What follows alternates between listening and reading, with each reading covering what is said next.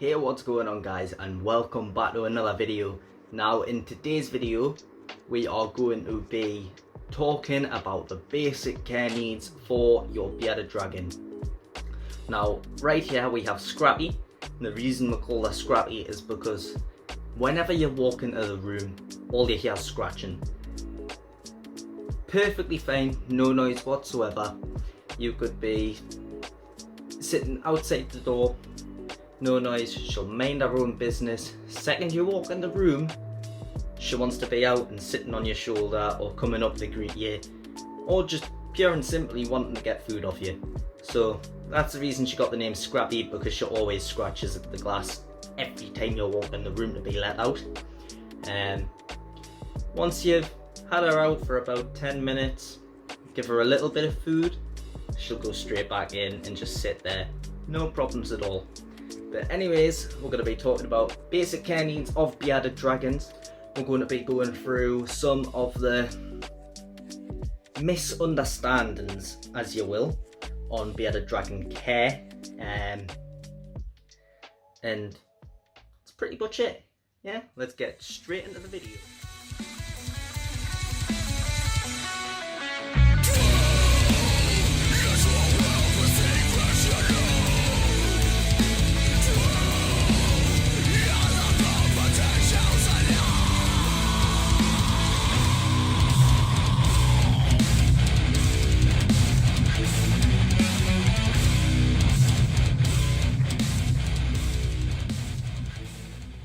So, what are bearded dragons?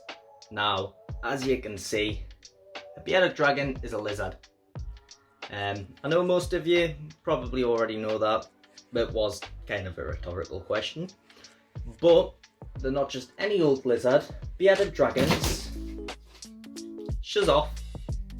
Bearded dragons are a semi-arboreal lizard. They are terrestrial, but semi-arboreal.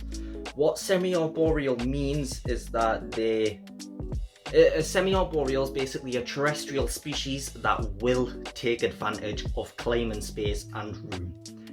Now, before I get further into the video, yes, the UV light's off. I've turned them off for this video because you'll just see white there, and yeah, the camera doesn't really do well with the light. But anyways, semi-arboreal lizard is a lizard that is a terrestrial species, but they will take advantage of climbing. Now, bearded dragons absolutely love climbing space. Scrappy, who's now over there chilling by the door watching what I'm doing, thinking, what the hell's my human doing, talking to a phone like he's crazy. Scrappy likes to burrow, she'll dig in her hides, and I've got a piece of corkbark in there that sort of acts as a hide and a area she can climb to a basking spot to. She hides under it when she wants to sort of stay in the warm end but kind of not be in the direct sunlight, and then she goes even deeper down the cork tube, as you'll call it, and she's actually created a little burrow in the substrate. So yeah, they absolutely love to climb. They will take advantage of any climbing space you give them. One of the common misunderstandings of bearded dragons is that they are a terrestrial species of lizard. No, they're not. They're semi-arboreal. They're not going to hurt themselves by falling from, let's say, a 4-foot drop. I mean, I'm about 3 foot off the ground right now, and she's just jumped off my shoulder and started walking off like it was nothing. So yeah, they're not going to hurt themselves by falling. They won't fall. If your bearded dragon or a bearded dragon that you're considering buying is falling while climbing, there's something not right with it. It could be unwell, it could be quite lethargic, indicating quite a few things. Could have metabolic bone disease, which is sort of not helping towards its ability to climb. Although it wants to climb, it just struggles to climb because it has MBD, which is metabolic bone disease, often caused by a calcium deficiency and not having the correct UV lighting. Now, we've got that topic covered. Now let's move on to the next topic. So the next topic, now that we've covered sort of what a bearded dragon is, which is semi-arboreal / terrestrial lizard, mainly semi-arboreal. Substrate wise, bearded dragons come from, if you look at their native habitat, they come from Australia. They are often found in the outbacks of Australia, which is a bone dry clay desert. Now that's another misunderstanding on bearded dragons, is that the substrate should be absolutely bone dry. She's now attacking a cricket tub. Now the substrate should be bone dry, and it should have very little humidity because they come from an arid area. That's another misunderstanding. Bearded dragons do like a bit of a mist here and then. They like the substrate, they like the surface of the substrate to be quite dry, pretty much like a beach, as you will. But when you walk further down the beach, you'll notice the sand is not so dry. It gets a little bit more damp, more solid, but the surface is still kind of dry up until you get to the seafront where it is soaking. You kind of want it so where it's dry, but when you get underneath, it's not so dry. That's kind of how I have my substrate. The reason I have that is because I mist my Beardie 2 to 3 times a week. People say don't mist your bearded dragon. Your bearded dragon will get RI. Now, for those that don't know what RI is, it is a respiratory infection. Respiratory infections can be fungal or bacterial. Now, to basically cover that myth, bearded dragons, outback of Australia, it's a clay desert. On a night time, as soon as the sun goes away, that clay gives off humidity. Now, the average humidity for a desert is 50%. So basically during the day, my humidity tends to drop to around about 40-45%. On a night time, my humidity hits 50 to 65% because my substrate, I've got Beardie Life. Now, Beardie Life is just red sand mixed in with red clay. Now, it's the clay that gives off the humidity. What you'll also notice is when you first open a bag of, let's say, Pro Rep Bearded Dragon Life, Beardie Life, quite damp inside the bag. Now, I wouldn't let that concern you. Just stick it in, put your Bearded Dragon in, and it'll love it. Just make sure you do keep misting it 2 to 3 times a week. 2 times a week is what I sometimes do. Sometimes I do 3 times a week. Like I say, try to go off seasons. So in the winter, don't really mist that much. Come the spring, mist 2 to 3 times. And then come the summer, mist probably once a week or something. Sometimes none. But always give your bearded dragon that little bit of humidity. Make sure the humidity stays at around that 50% mark, and you'll be golden. Now, the diet of a bearded dragon. What is a bearded dragon's diet? Now, in the younger stages of life, a bearded dragon will predominantly eat insects just to get that extra protein they need for growth. Now, an adult bearded dragon mostly eats plant matter. In the wild, I found this out the other day, in the wild they eat a lot of sage, quite a bit. So give them quite a bit of vegetables if you get an older bearded dragon. What I do with Scrappy is I give her vegetables for every 2 days. So one day she'll have vegetables, I'll skip a day, she'll have vegetables, and then twice a week I'll give her insects. So in terms of vegetables, Scrappy gets a tiny amount of kale, she gets cucumber, spring greens, the odd bits of apple, pear, and bananas. She really loves her bananas. Try stay away from lettuce. They can't eat it, it's safe for them, but it just doesn't really have that much of a nutritional value. They can also eat spinach. quite a bit of spinach. What else? Carrots, they can eat carrots as well. I'm trying to think. There's a long list of vegetables that they can eat and the vegetables that's good for them. I give her dandelions. They can have the flowers as a treat, and they can pretty much just eat the leaves whenever. They can eat rose petals as well. Not a lot of people know that, but they can't eat rose petals. If you buy the dried flower mix for bearded dragons, it's got a mixture of dandelion, rose, things like that in, so they can't have flowers and petals. There's a lot of things online as to what vegetables they can eat, so it's always worth a look, but your bearded dragon definitely needs vegetables. They're an omnivorous lizard. Omnivorous basically means they eat. Wait, omnivorous means you eat meat and vegetables. Bearded dragons will occasionally eat meat. I know once a month, Scrappy here enjoys a pinky. Especially if, let's say, one of the hatchling snakes don't eat it, Scrappy will have it. If no one else will take it. But that's not often, that's like once a month. Most of the time they eat insects and vegetables. Just remember, if you've got a young bearded dragon, they will have insects more than vegetables, just so they get that extra protein needed for growth. And adults tend to sway more towards plant matter and vegetables. And also, once a week, twice a week, just dust your vegetables or your insects in calcium powder. That way they'll get that little bit of extra calcium to help them grow. Now, the other misunderstanding is on bearded dragons is their size.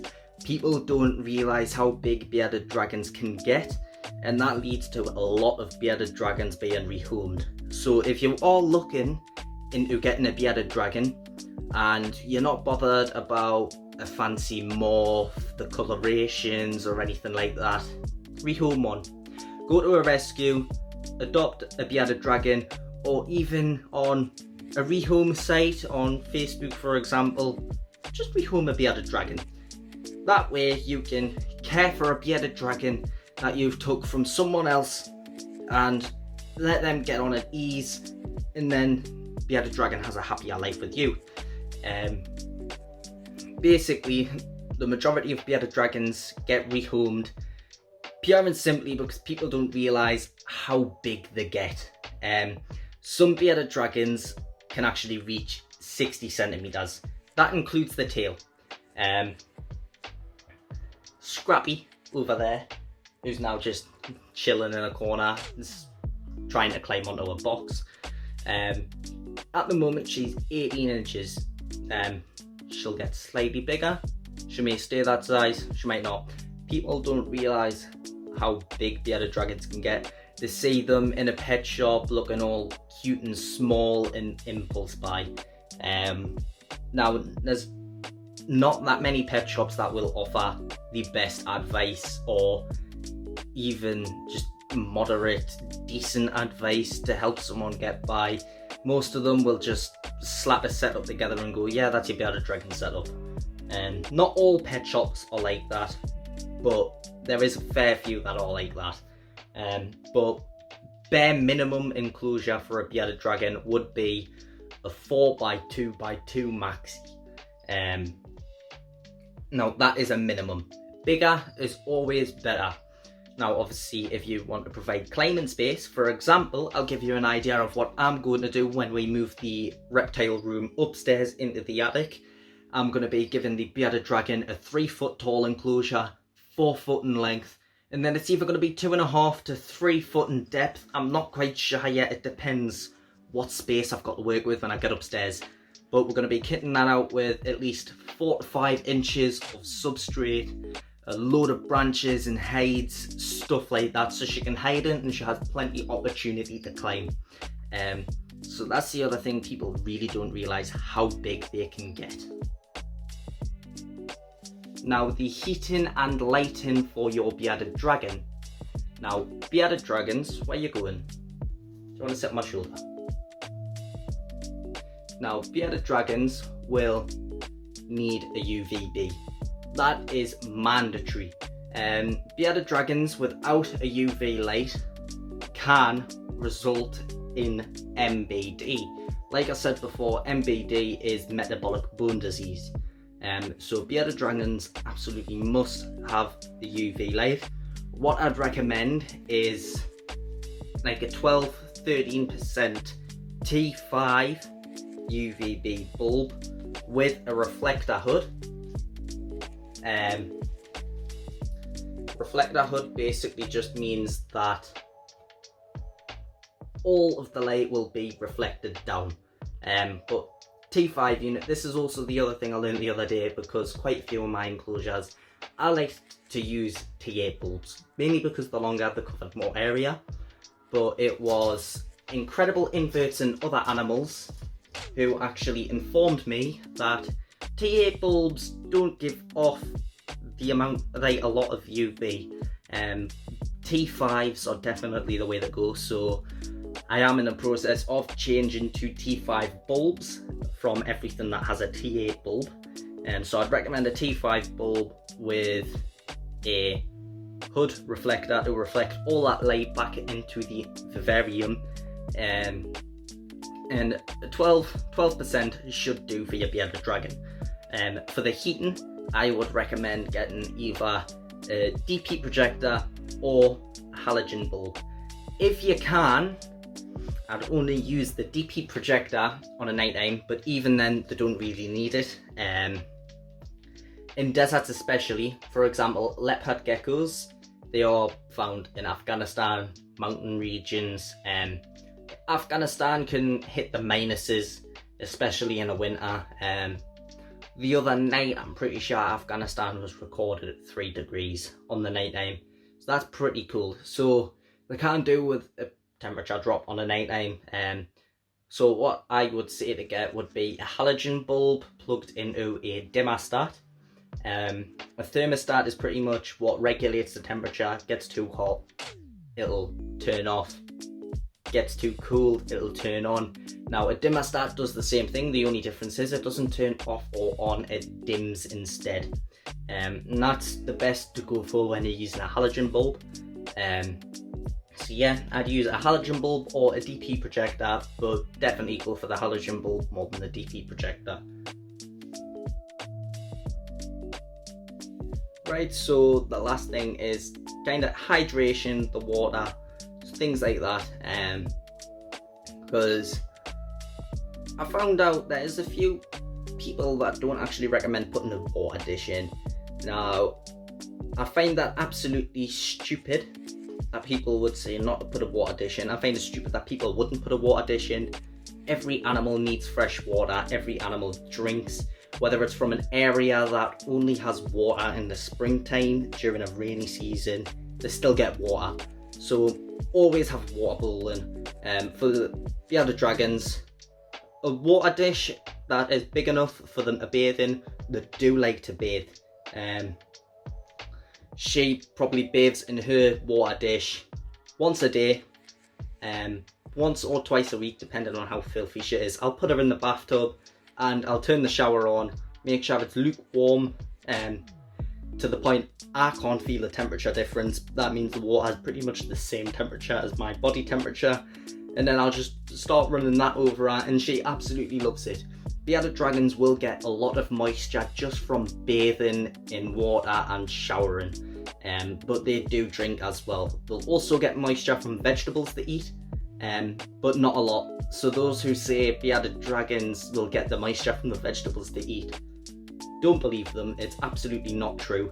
They might get a little bit of moisture, we get a little bit of moisture. Let's say for example we eat grapes for a very, very short period. We aren't really that thirsty because we've got the juices from them, but that doesn't last very long. So it's the same with the bearded dragon. Your vegetables won't provide them with enough moisture to last them So it's absolutely crucial to have a water bowl in there so they can bathe in it and drink it whenever they need to, because they don't really get the moisture from the vegetables like people say they do. If they do, it's only literally like a teeny weeny bit, so definitely have a water bowl in there and bathe them once a week. So I think I've covered everything in a basic care tutorial on a bearded dragon. Now, if any of you think I've missed anything or I have missed anything, please leave a comment down below. I'd love to see what I've missed, because my mind's kind of went a little bit blank at the moment. But I think I've covered everything. So anyways, we'll stick Scrappy back in. No, you want to go back on my shoulder. That's fair enough.